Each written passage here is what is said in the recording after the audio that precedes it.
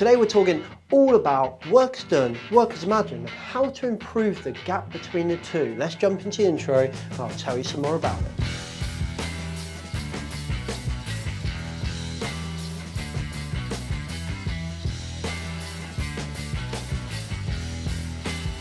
What's up people, welcome back to Rebranding Safety. Today we're talking all about work as done and work as imagined, how to improve that gap. If you don't know what work as done, work as imagined is, then you might struggle. So let me explain the difference. Essentially, work as done and work as imagined is the gap between how management, senior management and so on, even the safety team, think work is being done and how work is actually being done. Hence, work as imagined, sometimes called work as design, because I think imagined has got a bit of a negative tone, and work as done. There's lots of work around work as done, work as imagined, lots of examples and stuff, but Deepwater Horizon is probably one of the best examples. Decker's work off the back of Deepwater Horizon is very insightful and a lot to learn from that. So if you want to go learn some more, feel free to. Don't forget to stay to the end of the video because we're going to go through how to use our Convo cards to help you reduce that gap. Tip number one.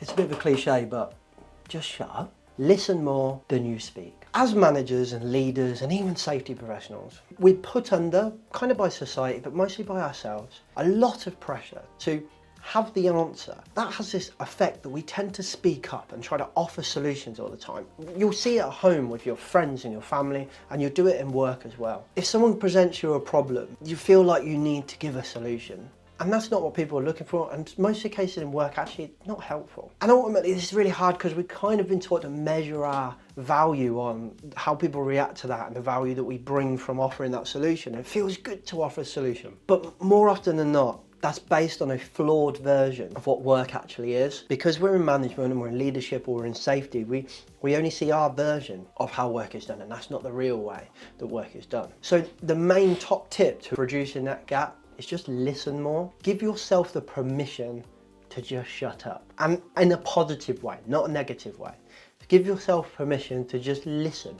Don't feel like you have to give the solution. Tip number two, run more workshops, learning teams, pre-mortems, whatever you want to call them. Intentional times in the diary where you get operational stakeholders into a room to run a facilitated process where you understand what they are doing. In our guidebook, which is available on our website after you've completed a scorecard, or you can buy the hard copy, at the end of it there are two ways to run a learning team or a workshop. There's a long process focused way, and then there's our context explorer, which we've also explained in another video. Essentially just getting a group of people in a room to understand work as done, understand the context that they experience every single day is really, really powerful. Maybe you're just trying to understand the contributory factors to something that has gone wrong.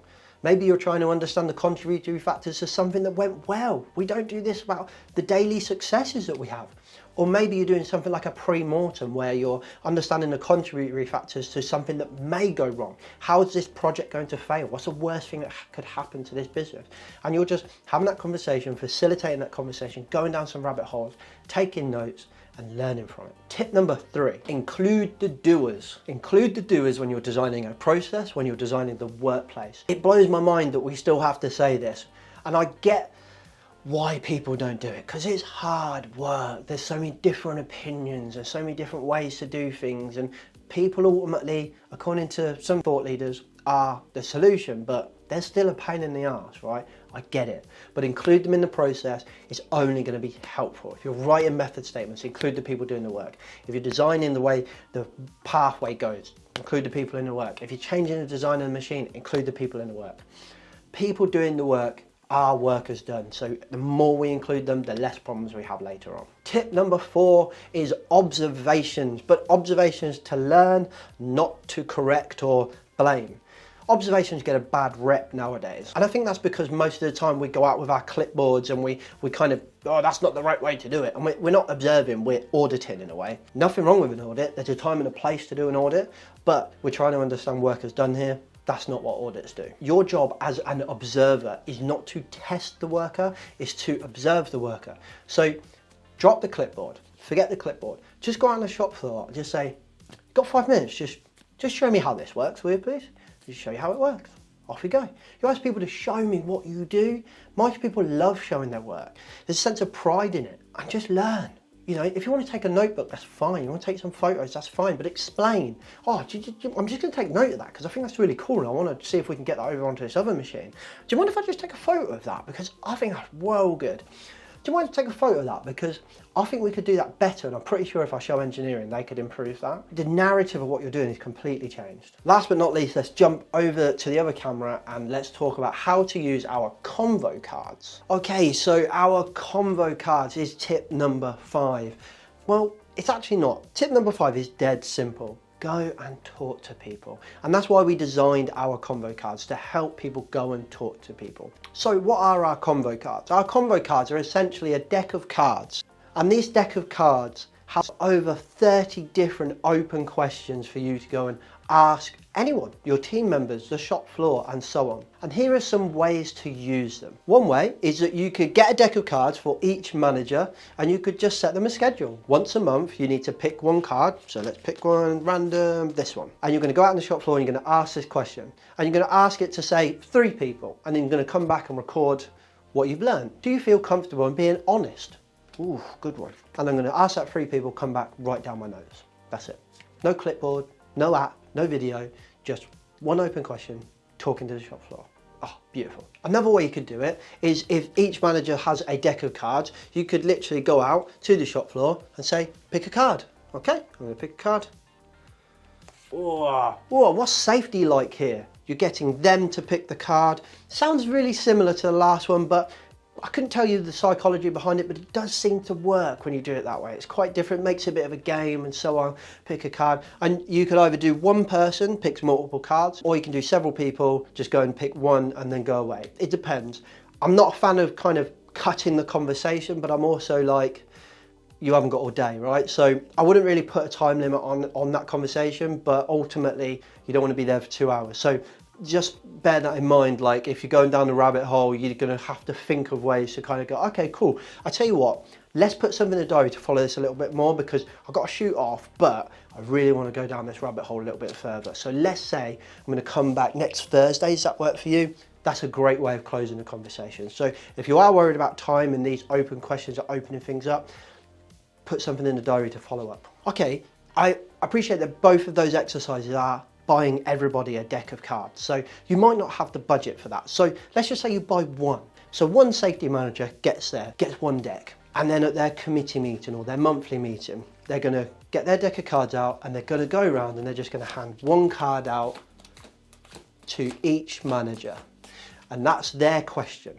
And then they're gonna go out, they're gonna ask that question, they're gonna take some notes, come back to the next meeting and report back.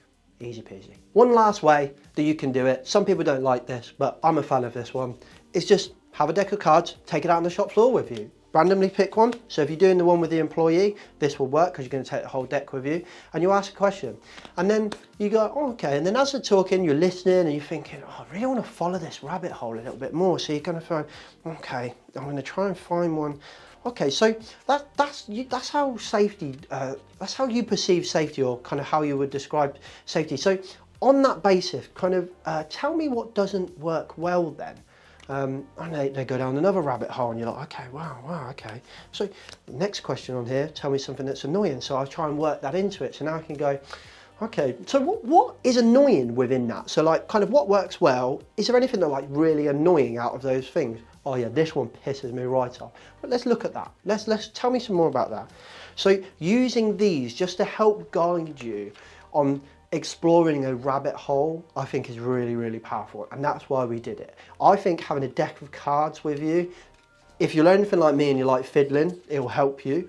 Ultimately as well, I think it's so much better than a clipboard or an app or a phone or something like that. It's just a way to engage in a conversation, feel comfortable in case there's a moment of silence. You'll kind of find a question and you could just go, okay, the silence has come to a dead stop. I don't know how to continue that conversation. Fine, randomly pick a card. Okay, what's the worst bit about this job then? Boom, conversation starts again. easy peasy. So if you want to find out some more, go and check out riskfluentltd.com. You can buy a deck of these cards. Okay peeps, thank you very much for watching this video. I hope it brought some value. There are top tips for how to reduce the workers done, workers imagined gap with some exercises on how to use our Convo cards. Don't forget to check out Risk Assessor Pro, which is our risk assessment, method statement, incident reporting and audit app, which we think is the best on the market, but obviously we're biased. Risk Assessor Pro utilizes some really unique stuff. They've got an AI assisted search for risk assessments. We've also got our photo grid hazard identification process, which I think is absolutely amazing. You can also add weather, GPS on there. So much you can do with it. Go check out riskassessor.net. If you need some help with consulting, whether it's culture change, whether it's technical safety, whether it's behavioral, whether it's more strategic risk management, please go and check out riskfluentltd.com. Thanks for watching. I'll catch you next week. Safe.